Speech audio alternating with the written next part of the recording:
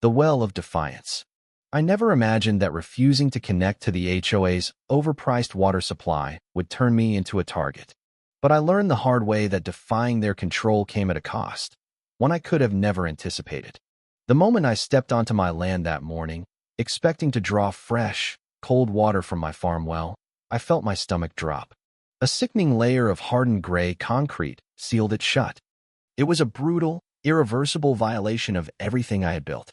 The weight of realization crashed down like a tidal wave. This wasn't just some minor dispute. This was war. And the enemy? My own HOA, led by none other than Margaret, the self-righteous dictator who believed she had the final say over every inch of property in the community. I clenched my fists, rage boiling beneath my skin. How far had they gone to make their point? And what else were they planning to do? The memory of my refusal played in my head like a bad movie reel. Margaret had shown up at my doorstep with her usual condescending smirk, offering me the exclusive opportunity to connect my farm to the HOA's central water system for an outrageous monthly fee, of course. My well had provided clean, natural water for years. I didn't need their overpriced, chemically treated alternative.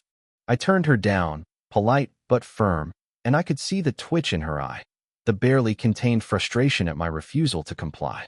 She had warned me, in that sickly sweet tone of hers, that independent resources could cause complications with property compliance. I hadn't thought much of it then. Now, standing before my destroyed well, I realized exactly what she meant. I dropped to my knees, running my fingers over the rough, dry surface of the concrete, feeling the grit scratch against my skin. This wasn't just about water. This was about control. The HOA wanted every resident to bend to their rules, to be dependent on their overpriced utilities, to pay whatever fees they demanded without question. And when someone dared to resist, they made an example out of them. I was their latest lesson. But what they didn't realize was that I wasn't the kind of man who rolled over and accepted defeat. A deep sense of violation settled in my chest as I surveyed the damage they had done. This was carried out in the dead of night, while I slept peacefully in my home, unaware that just yards away, someone was sabotaging my land. My farm relied on that well. My livestock depended on it. I had built this place with my own hands, poured my sweat and soul into making it self-sufficient. And now, thanks to Margaret and her gang of power-hungry enforcers, I was standing in the middle of my property, feeling powerless, but only for a moment. The anger hardened into determination. They wanted to push me into their system, force me into dependency. That wasn't going to happen. I wasn't just going to fight back. I was going to expose them. There had to be a legal boundary they crossed, a violation of my property rights that would hold up in court. And if I had to dig through every single HOA bylaw, county regulation, and property deed to find it, I would. But first, I needed proof. A sinking feeling settled in my gut as I pulled out my phone and scrolled through the security camera app. My heart pounded against my ribs as I clicked on the footage from last night. The screen flickered before showing the grainy black and white view of my property. And there, right in the center, was a group of figures moving in coordinated precision, a truck, a cement mixer, and the unmistakable outline of someone standing with arms crossed, overseeing the operation like a queen surveying her kingdom. Margaret. I exhaled sharply, my grip tightening around the phone. This wasn't just some petty act of vandalism. This was premeditated, calculated sabotage. And now, I had the evidence to prove it. The footage played on loop in my mind, every frame burning deeper into my anger. Margaret and her enforcers had crossed a line they could never walk back from. Destroying my well wasn't just a petty act of revenge. It was an attack on my livelihood, an attempt to force me into submission. But what they didn't realize was that I was already steps ahead. I knew this game, and I wasn't about to let them win. My first move was to secure every piece of evidence I could. I transferred the footage to multiple devices, backed it up on the cloud, and emailed it to a lawyer friend who owed me a favor. The law wasn't always on the side of people like me, but I wasn't going to give them the chance to brush this off as a simple dispute. This was destruction of property, trespassing, and sabotage crimes that carried serious consequences if the right pressure was applied. But first, I needed to see the damage up close, to understand exactly what they had done and how far they had gone to make their point. I stepped outside, the crisp morning air doing nothing to cool the fire in my chest. The well was the first thing my eyes locked onto, an unnatural slab of gray cutting through the natural earth like a scar. The concrete had settled overnight, dry and solid, meaning they had done this at least 6 to 8 hours ago, long before dawn. They had planned this down to the last detail, knowing I wouldn't notice until it was too late. The cement was thick, at least a few feet deep, meaning breaking through it wouldn't be easy. But even as I stared at the destruction, my mind was already working on the next step. There was always a way to fight back. If they thought this was enough to force me into their overpriced system, they were about to learn how wrong they were. I grabbed a shovel and slammed it into the ground near the edge of the well, testing the depth of the seal. The sharp clang of metal against concrete echoed through the empty field, a cruel reminder that brute force alone wouldn't be enough. They had made sure of that. My options were limited, but I still had one advantage: knowledge. Margaret might have thought she could manipulate her way into control, but she underestimated one thing. I knew this land better than she ever could. This wasn't just a plot of property to me. It was something I had built, cultivated, fought for. And that meant I knew every loophole, every legal protection, every county ordinance that might tip the scales in my favor. I turned back toward the house, my mind already racing through my next steps. I needed professional confirmation of the damage, an official report stating that this was an illegal act of destruction. HOA rules were often a gray area, but property law wasn't. If I could prove they had no legal authority to tamper with my well, I could make sure they paid for every ounce of concrete they poured. But it wasn't just about that anymore. It was about making sure they never did this to anyone else, that no one else in the neighborhood had to wake up to find their independence stolen out from under them. The real question now was how far they were willing to go. If this was their first move, what was next? They had already trespassed onto my land, vandalized my property, and tried to strong-arm me into their system. Would they stop there, or had I just become their newest target? The thought made my jaw tighten. If Margaret thought I would back down, she was about to learn that some people don't just fight back. They make sure their enemies regret ever starting a war in the first place. The weight of what had happened settled deeper as I walked back to the house, my boots grinding into the dirt with every heavy step. This wasn't just an inconvenience or a minor setback. It was a deliberate move to push me into compliance, a calculated display of power meant to remind me that I was under their control. But Margaret and her cronies had made a mistake, one they wouldn't realize until it was too late. I wasn't the kind of man who folded under pressure. If anything, this only hardened my resolve. I grabbed my phone, scanning through my contacts until I found the number I needed, a local contractor I had worked with before, someone who knew the laws around private wells and who wouldn't be intimidated by the HOA's influence. If I was going to fight this, I needed hard evidence that would hold up in court, not just accusations that Margaret could dismiss with her usual smug arrogance. The sound of tires crunching against gravel snapped my focus back to the present. A black SUV rolled to a stop near my fence, and my stomach tightened with suspicion. I didn't need to see the face behind the tinted window to know who it was. The HOA enforcers never wasted time once they decided to make someone their problem. The door swung open, and a figure stepped out, moving with the practiced authority of someone who thrived on intimidation. A clipboard in hand, the kind of official prop they love to use to justify their nonsense, as if a piece of paper could override property rights. My hands clenched at my sides as I watched them scan my property, their eyes lingering on the well as if admiring their handiwork. They didn't come to negotiate or apologize. This was a victory lap, an attempt to rub salt in the wound and remind me that they were in control. But what they didn't know was that I had already started preparing for my counterattack. I forced myself to stay still, to let them make their move first. The way they carried themselves, the slow, deliberate steps, the way their gaze flicked between the well and my house. It was all part of the same tired intimidation routine, the kind of performance they put on to make residents feel small, powerless. But I had seen enough of their tactics to know that their power was built on fear, on the assumption that people would rather comply than fight back. They expected me to fold, to accept my punishment, and quietly hook into their water supply like a good little resident. But what they didn't realize was that some people don't just fight back. They make sure their enemies regret ever starting the battle in the first place. I didn't move as they surveyed the damage, scribbling notes onto their clipboard, likely crafting whatever excuse they planned to use to justify this blatant act of sabotage. HOA bylaws were intentionally vague, riddled with loopholes designed to trap homeowners into compliance, while giving the board unchecked power to enforce whatever ridiculous mandates they wanted. I had seen it before. The way they twisted regulations, used technicalities to threaten people with fines, even manipulated property values to push out anyone who didn't conform to their vision. But they had never gone up against someone like me, someone who had spent years studying the fine print, picking apart every clause and condition, ready to throw their own rules back in their faces. The enforcer lingered by the well, tilting their head as if considering their next move. They didn't know I had security footage. They didn't know I had already contacted a contractor to assess the damage. And they sure as hell didn't know that I was already drafting my legal response. Their confidence was built on the assumption that I wouldn't dare fight back, that I would roll over like the rest, too tired or overwhelmed to challenge their authority. But I wasn't just going to fight. I was going to make sure that when this was over, Margaret and her little army of rule enforcers wished they had never stepped onto my land. The enforcer took their time, pretending to inspect the damage as if they hadn't orchestrated it themselves, scribbling notes that meant nothing, only serving as a reminder that they believed they held all the power. I watched from a distance, my blood simmering with barely contained fury, but I refused to give them the reaction they wanted.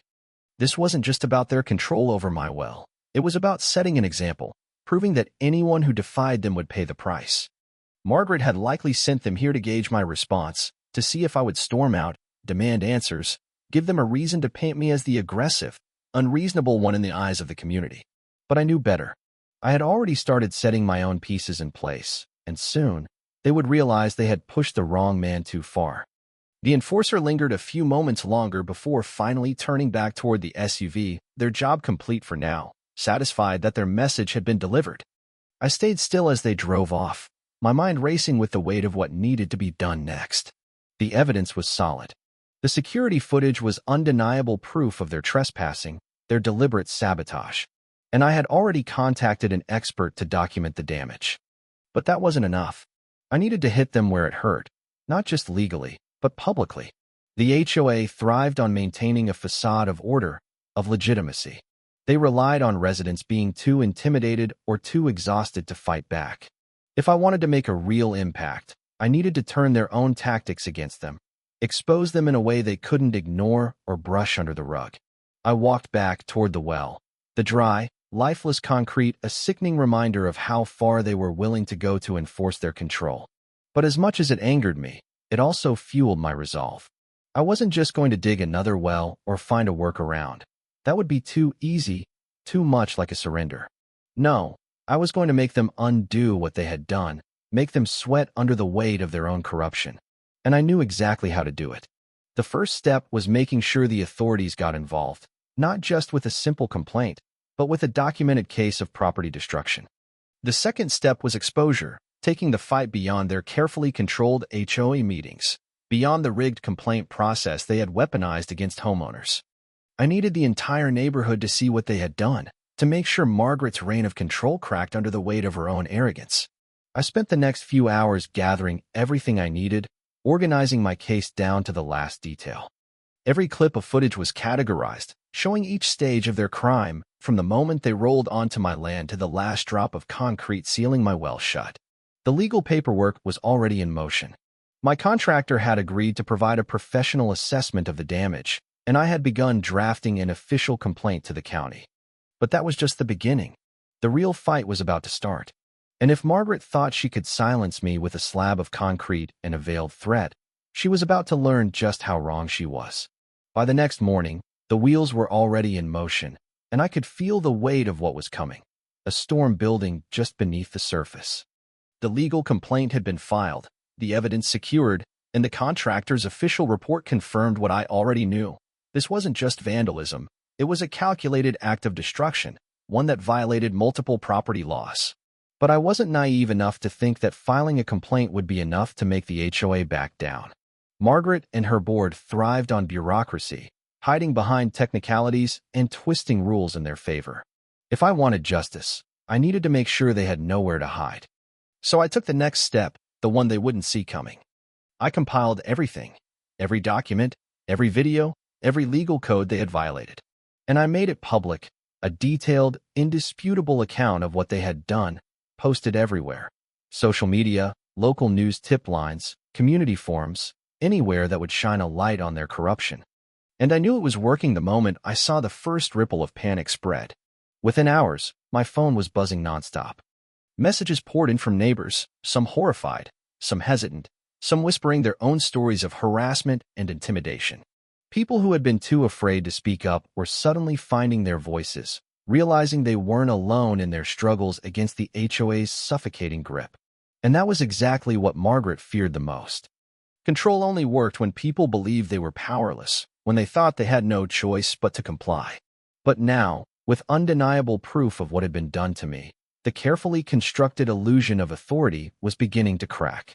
I watched as the community started pushing back, asking questions the HOA wasn't prepared to answer, demanding explanations that Margaret couldn't twist into her favor. But even as I saw the tide turning, I knew better than to think they would give up without a fight. The first sign of retaliation came quickly, a formal violation notice delivered straight to my door, listing a laundry list of fabricated infractions.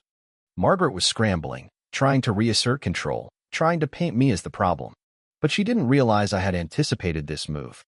I had already forwarded everything to my lawyer, ensuring every action they took from this point on was documented, every false claim, a new piece of evidence against them. And just as expected, the pressure only made them act more recklessly. The next evening, I caught another HOA enforcer skulking around my property, phone in hand, snapping pictures as if searching for anything they could twist into another complaint. But this time, I was waiting for them. The moment they stepped over the line onto my land, I had my own camera ready, capturing every second of their trespassing, every desperate attempt to fabricate a case against me. They weren't just trying to enforce their rules anymore. They were trying to cover their tracks, to intimidate me into silence. But they had already lost that battle. The breaking point came when the local news station picked up my story, a segment exposing the HOA's corruption, the unlawful destruction of my well, the growing number of residents coming forward with their own experiences. The community was watching now, and Margaret couldn't spin the narrative in her favor. The authority she had wielded so ruthlessly was slipping through her fingers, and she knew it. But I also knew that desperation made people dangerous, and Margaret wasn't the type to go down quietly. If this was how far she was willing to go to enforce her control, I had to be prepared for whatever she would try next. The storm I had been preparing for finally arrived, but not in the way I expected. Margaret had made one last desperate attempt to regain control, a move so reckless that it sealed her fate entirely. Late at night, I heard the sound of heavy tires rolling onto my land, the unmistakable hum of an engine idling just beyond the fence. I had set up motion-triggered cameras after the first act of sabotage, and as soon as the alert pinged on my phone, I knew she had sent her enforcers for one final act of intimidation. But this time, I wasn't just watching, I was waiting. The footage showed them creeping toward the well, as if somehow undoing the mess they had created would erase the evidence of their crime. But what they didn't know was that I had already called the authorities. The moment they stepped onto my property, they had crossed the line from HOA harassment to criminal trespassing, and this time, there would be consequences they couldn't manipulate away. The flashing red and blue lights cut through the darkness as the sheriff's department arrived, their presence a stark contrast to the arrogant confidence the HOA had displayed before. The enforcers froze, caught in the act, with no plausible excuse to justify why they were lurking on private property past midnight. Margaret hadn't come herself, of course. She was too smart for that, preferring to pull the strings from a safe distance while letting others take the fall. But it didn't matter. The officers weren't here for just another civil complaint. They had reviewed the evidence I had provided, and now they were dealing with an actual crime. I watched as the enforcers were questioned, their attempts at deflection growing weaker with every passing moment. The law had finally caught up with them, and this time, there was no twisting the truth to escape it. By the next morning, the entire community was buzzing with what had happened. Margaret had gone silent, her once overbearing presence nowhere to be found. The HOA board members who had stood by her side were now scrambling to distance themselves, issuing weak apologies and half-hearted attempts to explain away their involvement. But the damage had already been done. The neighborhood had seen the truth with their own eyes, and the illusion of power Margaret had spent years building had crumbled into nothing. The county had opened an official investigation into the HOA's financial practices, and reports of shady dealings, misused funds, and illegal property violations were surfacing faster than they could be buried. It wasn't just about my well anymore. This was the beginning of something much bigger. The community had been living under the weight of Margaret's control for too long, afraid to speak up, afraid of the consequences. But now, the fear had shifted. She wasn't the one in control anymore. She was the one being watched, scrutinized, held accountable. And the realization of that was more satisfying than I could have imagined. As for me, I had already started the process of undoing the damage they had done. A new well was being dug, this time with reinforced protections that no one would be able to sabotage again. The legal battle was ongoing, but I had no doubt how it would end. Margaret had overplayed her hand, pushed too hard, and now she was the one facing fines, lost lawsuits, and the very same legal system she had tried to weaponize against me. I had won, not just the battle for my property, but the war against the corrupt grip she had held over the neighborhood for so long. And as I stood by the fresh construction site, watching the first streams of water break through the earth once more, I knew one thing for certain. She would never be able to take anything from me again. Thank you for taking the time to listen to today's story on Store of Good Stories. If this story touched your heart or made you think, don't forget to hit like and share the video to spread this positive message to more people. And if this is your first time here, make sure to subscribe and turn on the notification bell so you won't miss any of the meaningful stories we share every week. Your support is the biggest motivation for Store of Good Stories to keep bringing heartfelt and valuable stories to you. See you in the next video.